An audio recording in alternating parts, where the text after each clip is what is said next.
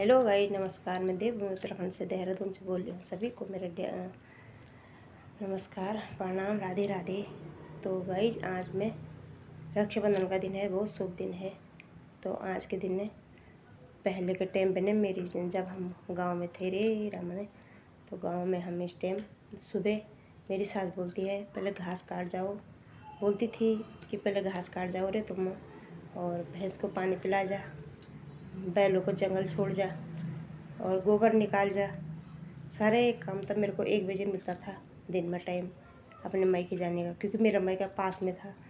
तो सभी माँ इंतज़ार रहती थी कि जब तक हम लोग नहीं गए तब तक वो खाना भी नहीं खाती थी, जब हमें रुकी रहती थी। और वो समय कितना अच्छा था, मतलब अपने कामों में इतना व्यस्त थे हम कि अपने गाय भैंस गाय बैल सब रखे हुए थे, पूरे खेत कमाते थे। अभी धान बोए रहते तो धान की गुड़ाई करते थे, उनकी निराई करते थे। तो गांव में हम इतने पीछे होते थे, खूब खेत, हमारे खूब सारे खेत हैं। तो मेरी सास बोलती थी पहले घास काट जा और भैंस को पानी पिला जा और बैलों को जंगल छोड़ जा, ताकि शाम के टाइम बैल अपने आप घर को आ जाते थे जंगल से। तो रे बहुत अच्छा लगता था, बारिश लगी रहती थी। हम फटाफट आज के दिन, मेरे भाई छोटे छोटे थे तो हम रक्षा बांधने जाते थे, पास का मायका था हमारा। तो मेरी सास बोलती थी पहले घास भी काट जा, तो सभी काम हम करके जाते थे। और लगता था कि सास बोले कि चूल्हा चौकी भी कर जा, तो मैं बोलती थी कि देर ले, 3 किलोमीटर का अंतर था तो पैदल ही जाते थे। पहले तो आने जाने की कोई वाहन नहीं था, पैदल से 3 चढ़ाई थी हमारी 3 किलोमीटर। तो जाते जाते 1 डेढ़ बज जाता था। तो तब तक मेरी माँ बैठी ही रहती थी कि जब तक मेरे बच्चे नहीं आए, और मेरे भाई भी छोटे छोटे थे। तो वो दिन कितने अच्छे थे ना, मतलब अपने और मेरे भाई दोनों, मतलब होंगे, बड़ा वाला मेरी शादी के टाइम 8 में था और छोटा वाला 4 या 5 में हुआ, ऐसे थे मेरे भाई। और स्कूल में मेरे पिताजी टीचर थे। तो रक्षाबंधन में सभी की छुट्टी रहती थी। रक्षाबंधन में मेरी सास ने कभी नहीं बोला होगा तुम मायके मत जा, कहती थी जाओ मगर अपना सारा काम कर जाओ। तो जाते, सारे काम कर जाते तब जाते थे। और आज तो ये नहीं है, जब आजकल की तो बहू ऐसी है कि जब जाना है तो जाना ही है। ऐसा नहीं है कि सास के उस पर जब सास बोलेगी तभी जाना है, ऐसा कुछ नहीं है।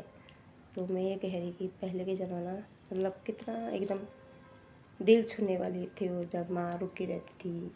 मायके में भी बहुत होते थे, गाय भैंस सभी काम करते थे सभी लोग। तो लोग गाँव में कोई काम ही नहीं करता है वहाँ की, मतलब किसी के पास गाय नहीं है, किसी के पास बैल नहीं है, किसी के भैंस नहीं है, बहुत कम लोगों के पास होगा। एक गाँव में 1 या 2 भैंस होंगे, सभी लोग ऐसे, मगर कुछ काम नहीं करते।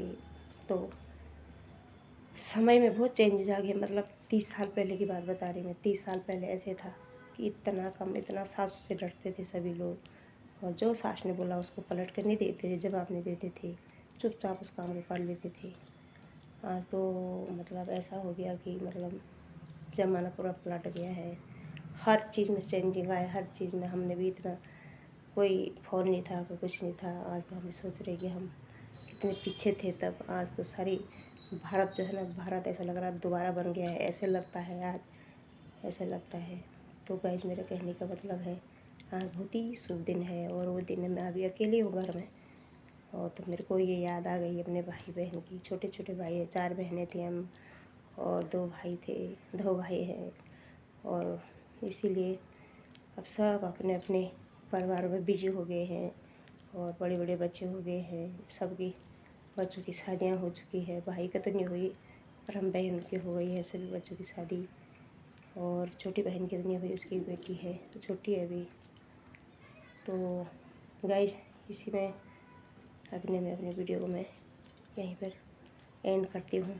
और बहुत दोस्त मिलते थे जब हम इस त्यौहार में जाते थे, पूरे परिवार की बेटियां, बहुत बच्चे भी खूब होते थे सब। 6 बच्चे से कम किसी के नहीं होते थे, 6 या 4, 6 4 ऐसे ही होते थे परिवार पूरा, मतलब इतनी बड़ी बाकली थी हमारी, तो पूरा भरा रहता था। तो सभी बेटियां इस राखी में आए रहते थे, जिसके भाई मतलब यहाँ सामने हैं, घर पे हैं, पढ़ रहे हैं। जब नौकरी लगे तो तब तो बाहर ही जाते, तब ऐसे पोस्ट करते थे। तो जब तक छोटे थे तो सभी लड़कियां हम मिल जाती थी। हमारे परिवार में तो कम से कम बहुत ही लड़कियाँ थी, अब ज़्यादा लड़कियाँ थी। एक ताऊ की तो मेरे 8 लड़कियाँ थी। तो साथ में रहते थे सब, ऐसे खेती पाती ये सब काम करना एक साथ करते थे, अच्छा लगता था। और हंसी मजाक सब चलती थी, बिजी ज़िंदगी थी एकदम। ऐसा नहीं था कि मतलब लोग यहाँ से प्लान हो रहे हैं, वहाँ ज़मीन ले रहे हैं। आज तो बच्चे पढ़ लिख के फौज में भर्ती हो रहे हैं, पहले ही सोच रहे कि मैं ज़मीन कहाँ लूँ, रामनगर लूँ, काशीपुर लूँ, दिल्ली लूँ, देहरादून लूँ। यही लोग सोचते रहे। अब आने वाले पीढ़ी जो कहाँ मैं ज़मीन लूँ, ऐसे हमारे दिमाग में कभी कुछ नहीं था। ये जो हम यहाँ पर देहरादून में बसे हुए हैं ना, ये भी इसका भी मुझे पता नहीं था। ये तो बच्चे मेरे यहाँ बीटेक कर रहे थे ग्रेजुएट में, तो सभी लेते थे यहाँ प्लेन्स में, सब लोग ज़मीन खरीदते हैं। तो मेरा दिमाग में भी आया कि यार हम भी एक टुकड़ा देख लें। उसी दौरान हमने भी लिया। नहीं तो इस दिमाग में ऐसा कभी नहीं था कि भाई यहाँ बसोगी, यहाँ रहोगी। मगर ऊपर वाले का सब सहयोग है, सब साथ में, तो सभी ये बच्चों की वजह से हुआ। तो आज तो लोग बच्चों को नर्सरी के जी में भी बाहर ही पढ़ाने आगे है। हमारे बच्चे तो 3-4 क्लास तक गाँव में पढ़ा। तो जब गाँव में ऐसी सुविधा नहीं थी पढ़ने की, तो हम बाहर लाए। तो गाँव में एक एक से स्कूल खुल गए हैं, तभी लोग गाँव में नहीं रुकते हैं। हम देखते हैं कितनी फैसिलिटी आ गई है, गाड़ियाँ लग गई, 4-5 किलोमीटर में स्कूल है, वहाँ पर गाड़ियाँ लग गई है। लोग प्राइवेट स्कूल खुले हैं, एक से एक स्कूल खुल गए हैं गाँव में, और फिर भी लोग वहाँ नहीं रुकना चाहते हैं। सारी सुविधा के बावजूद गैस सिलेंडर चल लगे। पहले हम एक चाय भी बनाते थे तो आग जलाना चाहिए। ये बरसात के दिनों में लकड़ी फाड़ना, उनको सुखाना, उसको इकट्ठा करना, उसको चूल्हे के ऊपर रखना ताकि गर्म हो जाए। और कोई मेहमान आ गया तो उसी से निकालना, फिर चाय बनाना, रात की रोटियां बनाना। और बहुत ही मतलब गाय का करना, भैंस का करना, बकरी में उसका करना, खेती बाड़ी सब करना। और शाम को चूल्हे पे आजकल गीली लकड़ियाँ होती है, तो लकड़ियों की व्यवस्था, वैसी रोटी बनाना फूँक फूँक करके। और 12-1-11 बजे तक पहले कोई नहीं सोता था। सुबह जल्दी उठना पड़ता, घास को जाना, जंगल, बच्चे स्कूल भेजना है भाई, मतलब काफ़ी काम किया हमने।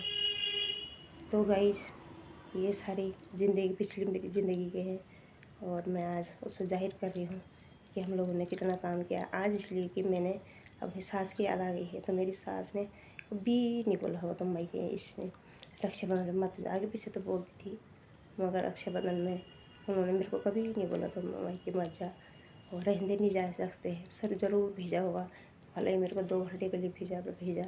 और हम लोग भी जब पूछ के गए तो कभी उन्होंने मना नहीं किया।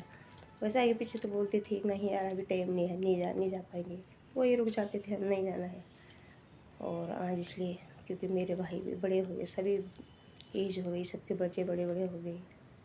तो चलो, ये तो जीवन की एक गाड़ी है, आगे बढ़ते रहेगी, पीछे वाले आते रहेंगे, यही सत्य है। और आगे को चलते रहेंगे। आज मेरे सास ससुर दुनिया में नहीं है, तो उनकी यादें हमारे यहाँ पर है बसाई हुई, और सभी उन्हीं के आशीर्वाद से सबका अच्छा हो रखा है। भाई बहनों का सब ठीक है, खुश हैं अपने उसमें, सब बच्चे अपने जॉब पे लगे हुए हैं। तो चलो, यहीं पर मैं अपने वीडियो को एंड करती हूँ। मेरी वीडियो अच्छी लगी तो लाइक करना, शेयर करना और कमेंट करना ना भूलें। चलो चलती हूँ, अगले वीडियो में फिर मिलोगे, तब तक के लिए धन्यवाद।